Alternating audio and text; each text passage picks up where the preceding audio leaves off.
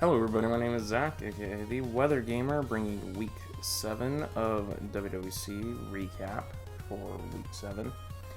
Just a reminder that Week 8, we will have a bye week after Week 8, so technically coaches have until the end of the bye week to play their Week 8 matches, any overdue matches from Weeks 1 through 7, which I believe we only have one overdue right now.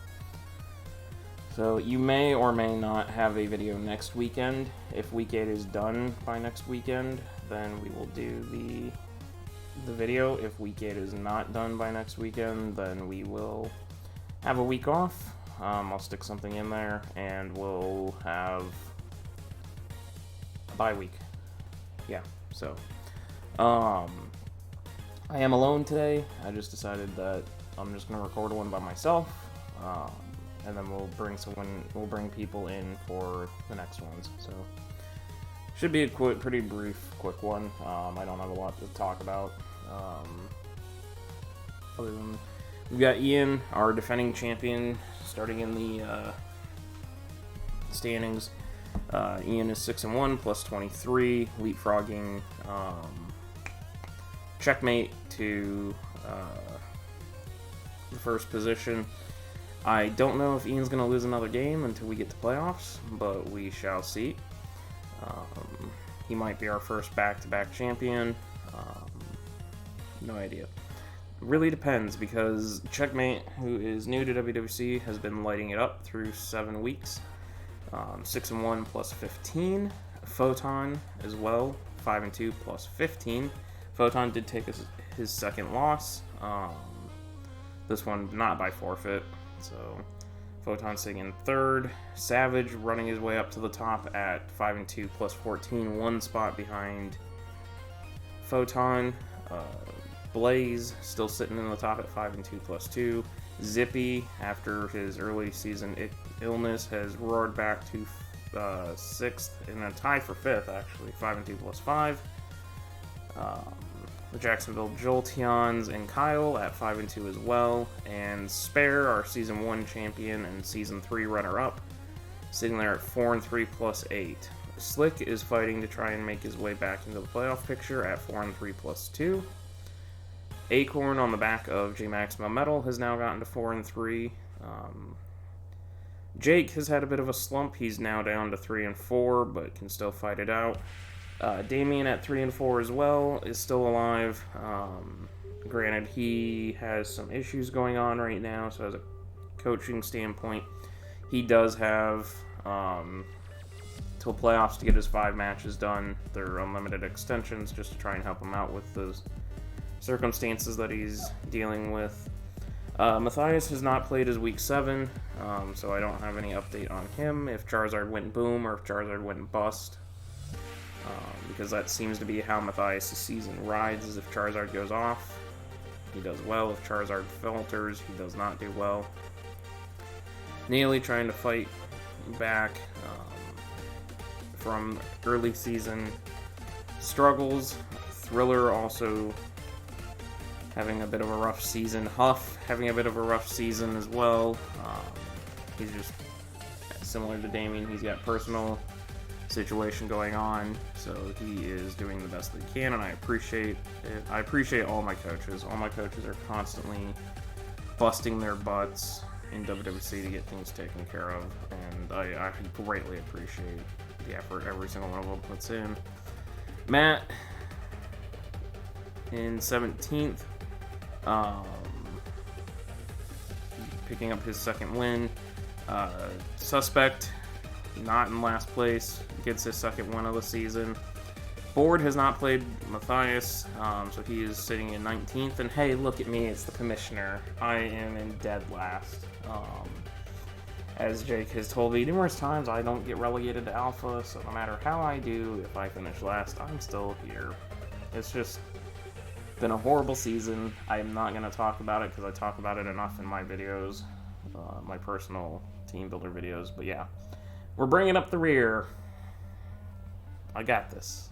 Maybe I can win a few games and get to like 15th. So that's the new goal, is to finish 6-6 and get to 15th. So we'll see how that goes. far as, well, I don't want to go into that. I want to go into transactions. So transactions do close after week 9. So we still have 2 weeks of transactions open. A lot of coaches are winding down on their transactions. Don't have a lot of transactions left. We do see Photon make a couple of swaps, getting rid of Porygon Z for a Wish Passer and Kangaskong, getting rid of Gothorita for Stealth Rocks in Mesprit. Personally, I'm okay with Gothorita going away because I don't like Shadow Tag and having to deal with it. PZ is a very threatening Mon, but for Photon, getting a Wish Passer is definitely better. It helps his team out tremendously.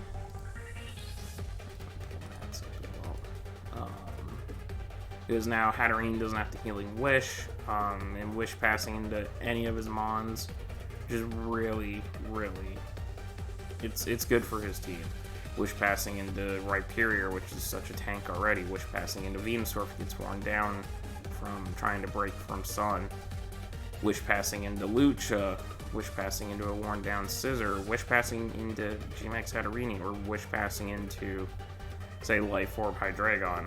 It just gives him another good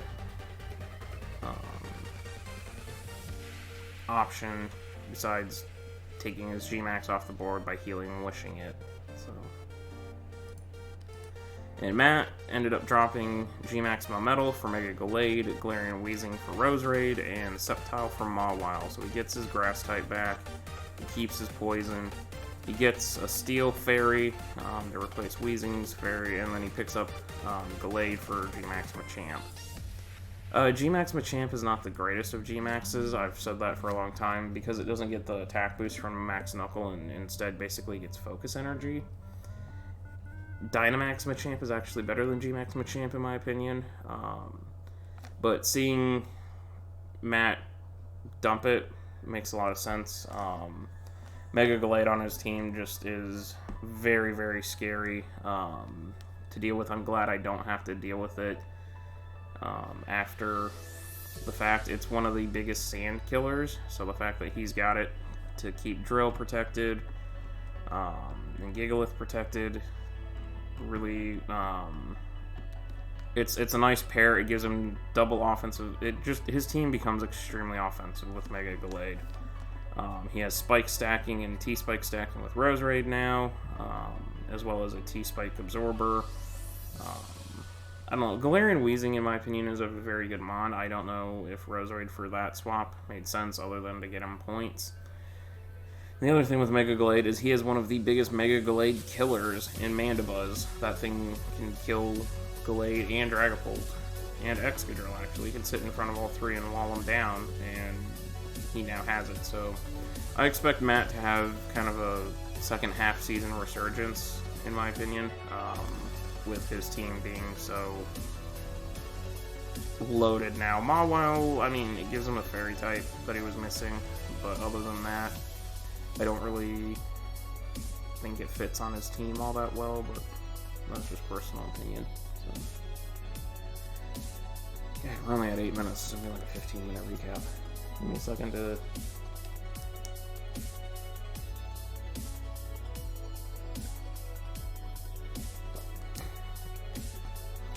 As far as kill leaders go, kill death ratio we'll look at here in a second. G-Max Melmetal continuing its dominance. I think G-Max Melmetal is the sole reason that there's a vote being called to ban G-Maxing in Season 6. I am not going to give my opinion on that until we do the vote, but I do know there is a substantial number of coaches that think G-Max is a busted mechanic and should be removed. I'm not going to say if I agree or disagree, so I'm not going to influence the coaches, but just know that Dynamaxing and G-Max, or not Dynamaxing, but G-Maxing may go away after this season, so who knows, we'll see. But G-Max Melmetal just busting heads. It had a slow start for Acorn, but once Acorn figured out how to use it, bada bing, bada boom, bada bang, G-Max Melmetal. I'm still trying to figure out my own Melmetal, so hopefully I have that epiphany and then I can go nuts with Melmetal as well. G-Max Grimmsnarl, another one of those super lethal G-Maxes. Still sitting in top 2. Matthias's Charizard still off of its 2 6-0s, sitting in the top 3. Gardevoir, though, continues its dominance. We say it every week. It's super surprising to see Gardevoir in the top 10, but it is just going nuts. Mega Arrow, again, another mon that is really surprising to be in the top 10 considering everything else that's around. Garchomp in 6th, Jirachi, Kartana, Mega Mawile all in tied for 7th, Conch, Hydreigon, Scizor tied for 10th. Then you see Darm, Drill, Mega Gardevoir, Lele, Volcarona, Zeraora, G-Max Zard, and Cinderace. Dracovish and Dragapult just outside, as well as Melmetal. The now former G-Max Machamp. It's still interesting to see some of these mons that have not made it, and I gotta pause for a second because my brother's about to come in the door. Okay, so as I was saying, it's still surprising to see some, like Kyurem Black, some of the powerhouse mons that are not up in the top 20 even that you'd expect, just because of the sheer destructiveness that they unleash. Megalodi, Megalopunny, I mean, and Necrozma. I mean, some of these mons are competing with themselves. For example, Photon. He's got Hydreigon, Scizor, and G-Max Hatterene, 3 extremely powerful mons this generation. And with all 3 of them on the same team, they're fighting for kills. And so it makes sense that they aren't necessarily going to be in the top 10. However,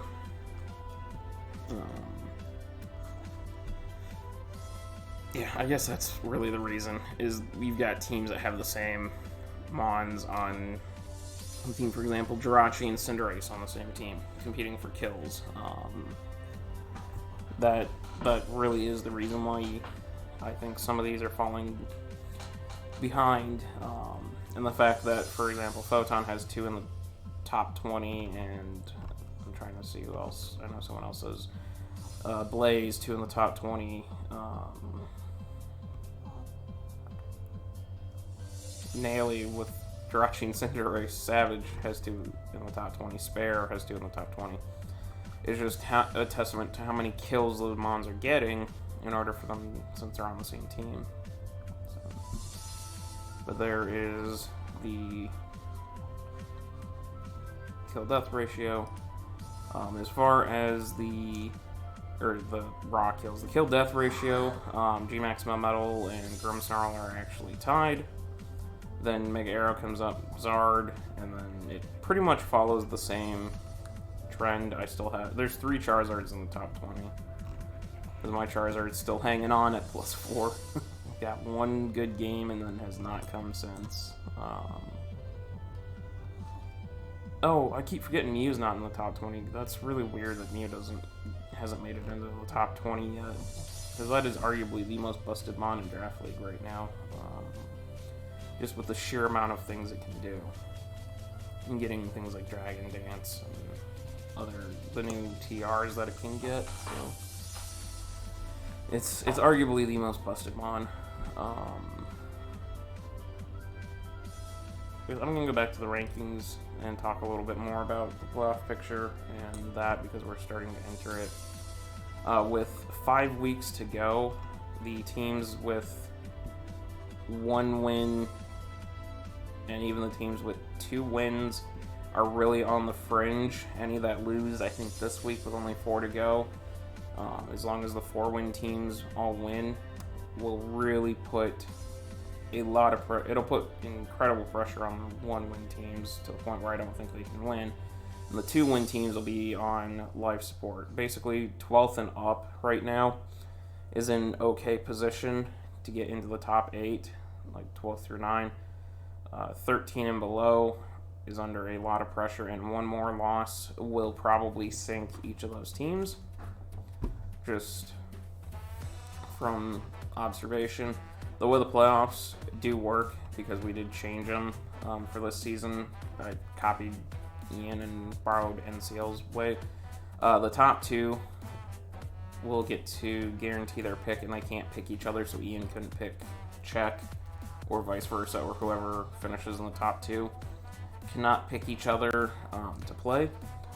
But whoever finishes first has their choice 3 through 8 who they want to play. Then 2 can pick the next seed, and then if, say, Ian takes on the 3rd place team, then and Czech takes on Spare, then the 4th place team would be the next low seed, because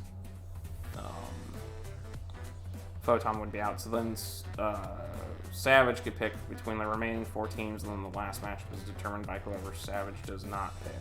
So that's how it would go, and then it'd be the high, when we get to quarter or semis, it'd be the highest seed plays the lowest remaining, the second highest plays the second lowest, and then finals is finals. So that's how the playoffs are going to work. But as it stands, it looks like it'd be a really interesting playoff field. We have 2 of the 3 former champions in the playoffs right now. We've got the Alpha champion in there as well,